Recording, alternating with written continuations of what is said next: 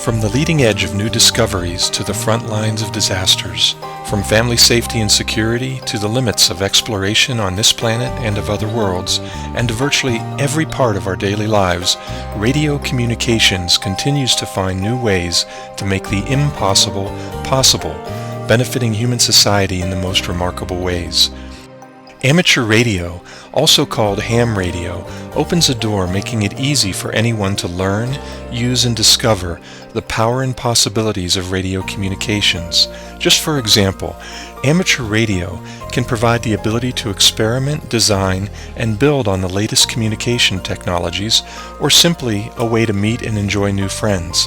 It can connect people in your region, around the world, and across cultures, establishing international goodwill, or can simply be used to provide safety and security for individuals and families wherever they live or wherever they may travel. Amateur radio can also be used as a powerful educational tool in schools and other programs to stimulate the interest and imagination of younger and older minds alike.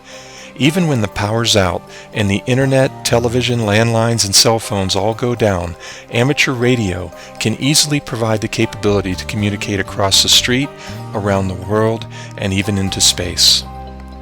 And all of this is made possible by that invisible natural resource we call the electromagnetic spectrum. The electromagnetic spectrum is a term used to describe all possible frequencies of electromagnetic radiation. Everything emits radiation, but only at certain frequencies. From radio waves to gamma rays, most of this radiation in the universe is in fact invisible to us. The propagation of these waves, consisting of alternating electric and magnetic fields, is not much different than waves crossing an ocean. Like all waves, they have a frequency measured in hertz, which counts the number of waves that pass by a point in 1 second. They also have a wavelength that measures the distance from the peak of one wave to the peak of the next. Different frequencies in the electromagnetic spectrum are better suited, due to different physical phenomena, for different applications. However, they are all fundamentally the same. Radio waves, the lowest frequency in the spectrum, are no exception and range from 3 kHz to 300 GHz. This includes the frequencies just above human hearing all the way up into extremely high microwave frequencies. Many radio waves can be broadcast at the same time. As long as they are transmitted on different frequencies, none of them will interfere with the others. Amateur radio operators are granted the permission by most nations of the world to use and experiment with specific frequency bands that are spread out across most of this radio frequency spectrum. So why amateur radio? Well, some people are attracted by the ability to communicate across the country, around the world, or even with astronauts on space missions. Many volunteer their time, equipment, and knowledge to prepare and provide support to their communities in times of disaster. Others build and experiment with electronics. Computer hobbyists find packet radio to be a low-cost way to expand their ability to communicate. Those with a competitive streak enjoy DX contests, where the object is to see how many distant locations they can contact. And some simply like the safety, security, and convenience of a technology that gives them portable communication anytime, anywhere. But all seem to use it for one thing in common, and that is to open the door to making new lifelong friendships made over the air or through participation in the many amateur radio organizations, activities, and events that occur around the world. So who can use ham radio? The answer is anyone. Amateur radio operators come from all walks of life: movie stars, missionaries, doctors, students and politicians, truck drivers, and just plain folks. They are all ages, sexes, income levels, and nationalities, and include people with all types of abilities and disabilities. Worldwide, there are millions of licensed amateur radio operators from virtually every country of the world. Whether they prefer Morse code on an old brass telegraph key, voice communication on a handheld radio, or computer messages transmitted through satellites, all have an interest in what's happening in the world, and they use radio to reach out. These amateur radio operators form a worldwide community using the airwaves with every conceivable means of communications technology. It consists of people who enjoy learning and being able to transmit voice, data, and pictures through the air to unusual places both near and far without depending on commercial systems. Most of the time, amateur radio is the most fun you can have with the radio. It's a way to talk with people around the world, to send email without any sort of internet connection, and to keep in touch with friends across town or across the country. In most countries, using amateur radio requires a license, but a license is easy to acquire and gives radio amateurs permission to use and access more frequencies, bands, and power levels that are otherwise not available. But amateur radio also has a serious face as a very important emergency communication system. National agencies around the world have created special amateur radio services to fill the need for a group of experts with stations who can provide backup emergency communications in times of disaster. This has become a vital worldwide service that has rendered aid, saving lives again and again when regular communication systems have failed. So what do radio amateurs do during and after disasters? It's important to remember that our world does rely heavily on the infrastructure that makes our cell phones, landlines, and internet all work. However, sometimes things go wrong. These systems get overloaded, they suffer power outages, or they simply fail. There is so much that can go wrong in the infrastructure of these systems, and this is where amateur radio comes in.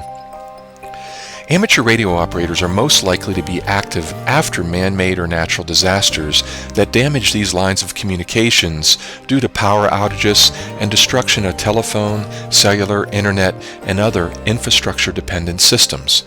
In these situations, radio is typically the only way to get communications into and out of an area. In case of disaster, whether it is accidental or natural, amateur radio operators can be deployed rapidly on a volunteer basis, providing a communication system that is both functional and efficient. Using their own time, equipment, and knowledge, they set up and operate organized communication networks locally for governmental and emergency officials, as well as provide non-commercial communication for private citizens affected by disasters. This provides a critical public service that would otherwise not be possible.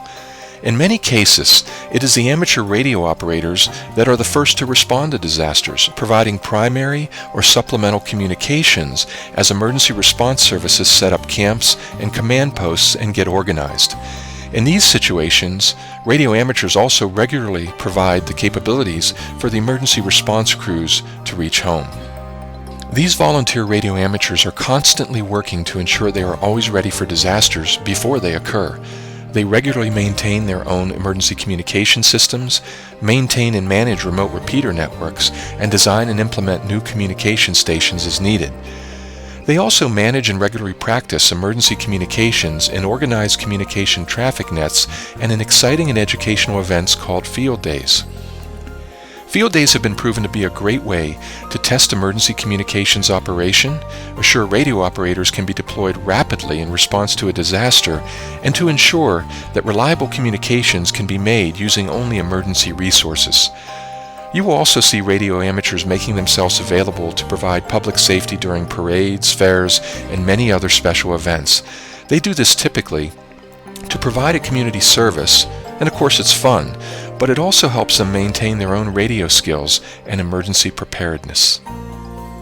The public services provided by amateur radio operators are coordinated by different informal and formal groups that manage communication during emergencies. At the local or regional level, amateurs may participate in local emergency organizations or organize local traffic nets. At the wider level, amateurs are often involved with regional emergency management operations, and in addition, some amateurs volunteer to operate at the national level in cooperation with amateur radio services that are organized by various governmental organizations and agencies. Most of these amateur radio services have formal agreements with their governments in their countries. In some locations, amateurs also provide important messaging services for those without communications, or they even get involved in collecting and sharing emergency weather information with national weather services for analysis and dissemination to the public. At the end of this presentation, we will provide more information about how you can identify and contact the different amateur radio services and organizations in your country. For many years, government agencies have recognized and valued these public services provided by amateur radio operators. They also recognize and value how radio amateurs throughout history have advanced radio communications technology, technical skills, and international goodwill. and as a result, they provide licensed amateur radio operators with the permission to use and experiment within frequency bands spread across the entire radio spectrum, including frequencies from just above the AM broadcast band all the way up into extremely high microwave frequencies. It is sometimes easy to forget that this radio frequency spectrum is a very limited natural resource, and that it is used in ways that are very important and essential to the safety and well-being of the world's population. Because of this, and the fact that radio waves do not stop at international borders, frequency allocation is controlled by international law with the support of the nations of the world.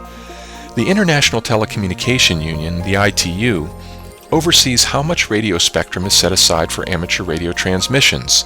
The ITU is the steward of the global framework of the spectrum, working to ensure non-interference while also promoting its use for the best interest of all countries and the people of the world.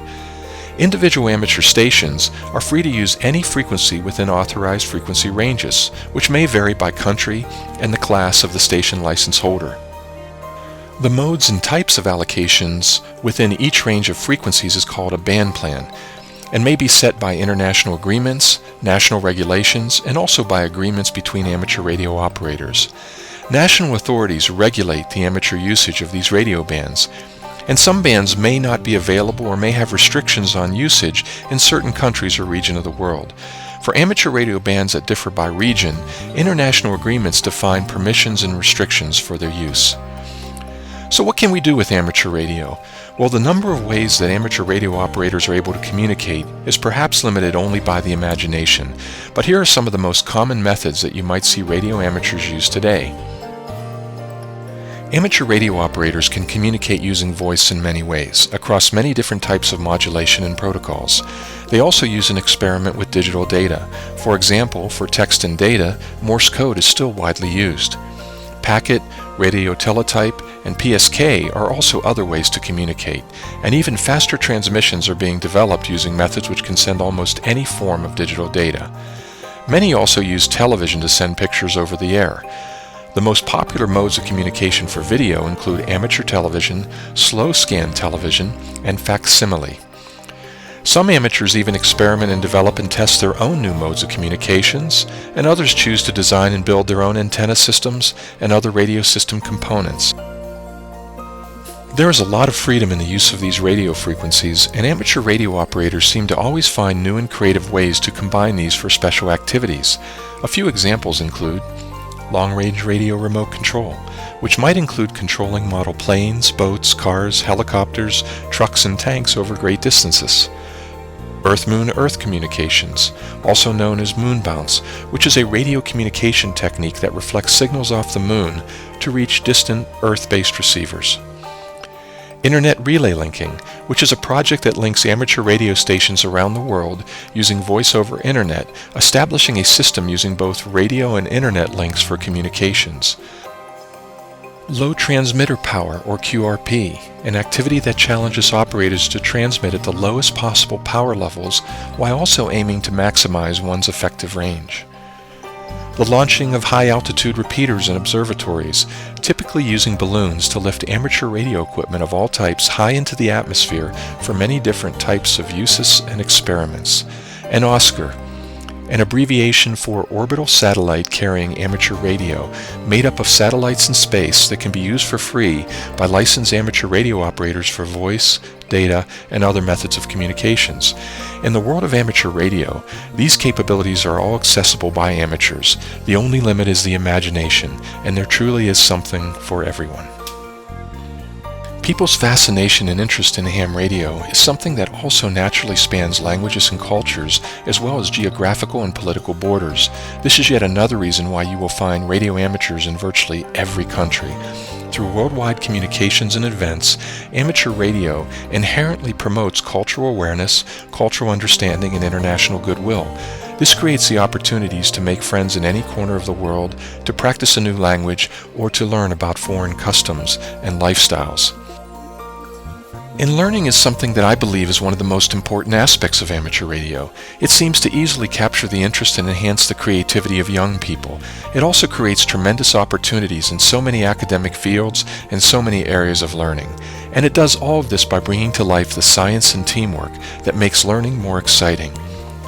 Just for example, many amateur radio projects and activities commonly mix elements of electronics, physics, electrical engineering, mathematics, mechanical engineering, construction, off-the-grid power sources, and other concepts that were undreamed of just a few years ago. These projects and activities also provide the opportunity for students to experience and learn important life skills like teamwork, planning, problem solving, project management, and communication. Skills that will help the students be more successful as they prepare to enter and begin their adult lives and careers. Amateur radio can be used very smartly to improve learning and to spark the interest, imagination, and creativity of students in many ways. It allows them to experience, touch, see, and understand what they learn instead of just cramming in facts from books and lectures. Bringing amateur radio into schools is a great opportunity. In fact, amateur radio has already been integrated into school curriculums in many countries of the world and is creating great success in improving learning, motivation, and results. But amateur radio is not just a powerful educational tool. It also provides the freedom to explore, dream, experiment, and discover. In fact, the amateur radio frequencies are the last remaining place in the usable radio spectrum where anyone as an individual can develop and experiment with wireless communications. Amateurs not only can make and modify their own equipment, but they can create whole new ways of doing things. Because of this, radio amateurs have historically always been on the leading edge of many new technologies. For example, amateurs were experimenting with technologies like television and personal computers long before they became consumer products in the home. In many different ways, many radio amateurs enjoy being creators, not just consumers of wireless technology. Whether you want to experiment with leading-edge technologies, help others keep in touch with family and friends, talk with the other side of the world, serve your community, or have a radio for emergency communications whenever the power goes out, it's easy to get started in amateur radio. The best way to get started and learn is to listen to amateurs on the radio bands, read about amateur radio, or best of all, meet and speak with radio amateurs in your area. Most amateur radio operators will welcome your interest and take pride in their ability to elmer or teach newcomers the ropes to get them started in the hobby. They can explain the license requirements in your country, guide you in preparing for any examinations, and advise you on what to consider when selecting your first radio. It's easy to get on the air, and we'll provide some links to information to help you learn more at the end of this video. In just a few short years, radio communications has completely reshaped our world and daily lives, and it will continue to advance at an unprecedented rate. Amateur radio will continue to bring people together throughout the world, and it will continue to provide the opportunities to explore, dream, and discover the power and possibilities of radio communications technology. Amateur radio is a hobby and a privilege that gives us the world, a world of learning, a world of safety and security, and a world of helping others. We may not know today what the world will look like in another 100 years, but to be sure, radio technology will continue to evolve, and our world will evolve with it, and it will never be the same. And most likely, history will show that radio amateurs will have been at the leading edge of that future, dreaming and building it, just as they always have done before. Thank you for listening, and I hope you decide to tune in and explore the world of amateur radio to see what it can offer for you, your friends, and your family. 73.